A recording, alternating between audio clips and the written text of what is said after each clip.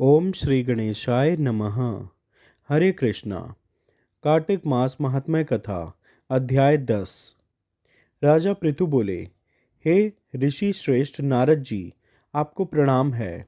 कृपया अब यह बताने की कृपा कीजिए कि जब भगवान शंकर ने अपने मस्तक के तेज को क्षीर सागर में डाला तो उस समय क्या हुआ।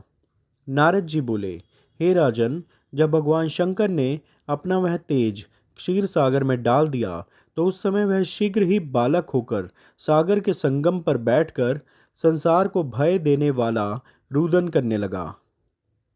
उसके रुदन से संपूर्ण जगत व्याकुल हो उठा। लोकपाल भी व्याकुल हो गए। चराचर चलायमान हो गया। शंकर सुवन के रुदन से संपूर्ण ब्रह्मांड व्याकुल हो गया।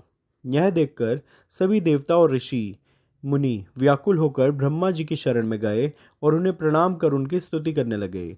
उन सभी ने ब्रह्मा जी से कहा, हे पितामह, यहाँ तो बहुत ही विकट परिस्थिति उत्पन्न हो गई है। हे महायोगिन, इसको नष्ट कीजिए। देवताओं के मुख से इस प्रकार सुनकर ब्रह्मा जी सत्यलोक से उतरकर उस बालक को देखने के लिए सागर तट पर आए। सागर ने ब्रह्मा जी को आता देखकर उन्हें प्रणाम किया और बालक को उठाकर उनकी गोद में दे दिया। आश्चर्यचकित होते हुए ब्रह्मा जी ने पूछा, हे सागर, यह बालक किसका है? शीघ्रतापूर्वक कहो। सागर विनम्रतापूर्वक बोला, प्रभो, यह तो मुझे ज्ञात नहीं है, परंतु मैं इतना अवश्य जानता हूँ कि यह गंगा सागर के संगम पर प्रकट हुआ है।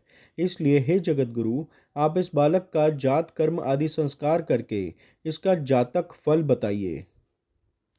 नारद जी राजा पृथु से बोले, सागर ब्रह्मा जी के गले में हाथ डालकर बार बार उनका आकर्षण कर रहा था। फिर तो उसने ब्रह्मा जी का गला इतनी जोर से पकड़ा कि उससे पीड़ित होकर ब्रह्मा जी की आंखों से अश्रु टपकने लगे।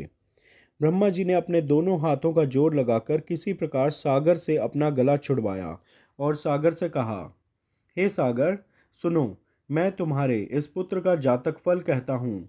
मेरे नेत्रों से जो यह जल निकला है, इस कारण इसका नाम जलंधर होगा। उत्पन्न होते ही यह तरुणावस्था को प्राप्त हो गया है, इसलिए यह सब शास्त्रों का पारगामी, महापराक्रमी, महावीर, बलशाली, महायोद्धा और रण में विजय प्राप्त करने वाला होगा। यह बालक सभी दैत्यों का अधिपति होगा। यह किसी से भी पराजित न होने वाला तथा भगवान विष्णु को भी जीतने वाला होगा। भगवान शंकर को छोड़कर यह सबसे अवध्य होगा। जहाँ से इसकी उत्पत्ति हुई है, यह वहीं जाएगा। इसकी पत्नी बड़ी पतिव्रता, सौभाग्यशालिनी, सर्वांग सुंदरी, परम मनोहर, मधुर वाणी बोलने वाली तथा शीलवान होगी। सागर से इस प्रकार कहकर ब्रह्मा जी ने शुक्राचार्य को बुलवाया और उनके हाथों से बालक का राज्याभिषेक कराकर स्वयं अंतर्ध्यान हो गए। बालक को देखकर सागर की प्रसन्नता की सीमा न रही। वह हर्षित मन से घर आ गया। फिर सागर ने उस बालक का लालन पालन कर उसे पुष्ट किया। फिर कालनेमी नामक असुर को बुलाकर वृंदा नामक कन्या से विधि पूर्वक उसका विवाह करा दिया। उस विवाह में बहुत बड़ा उत्सव हुआ। श्री शुक्राचार्य के प्रभाव से पत्नी सहित जलंधर दैत्यों का राजा हो गया। कार्तिक मास महात्म्य कथा अध्याय 10 पूर्ण हुआ।